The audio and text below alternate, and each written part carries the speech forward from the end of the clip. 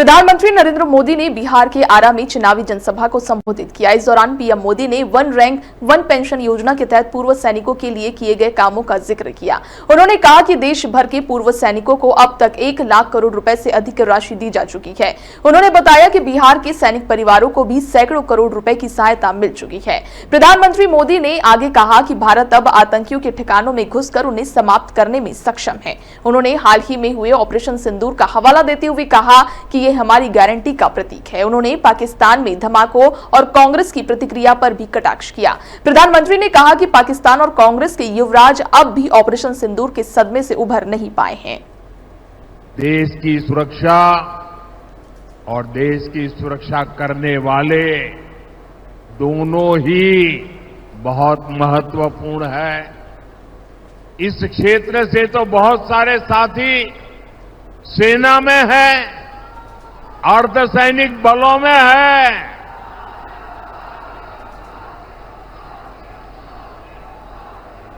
हमारे सैनिक परिवार कई दशकों से वन रैंक वन पेंशन की मांग कर रहे थे।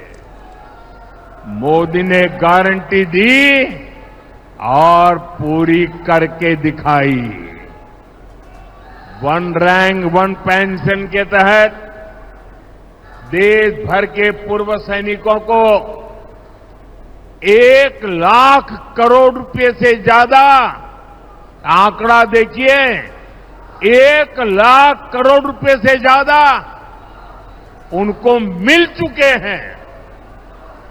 बिहार के सैनिक परिवारों को भी सैकड़ों करोड़ रुपयों की मदद मिली है। मोदी ने ये भी कहा है कि अब भारत आतंकियों को घर में घुसकर मारेगा।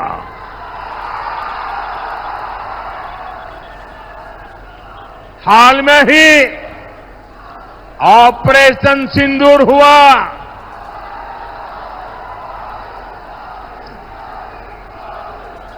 हमने फिर से अपनी गारंटी पूरी करके दिखाई कि नहीं दिखाई?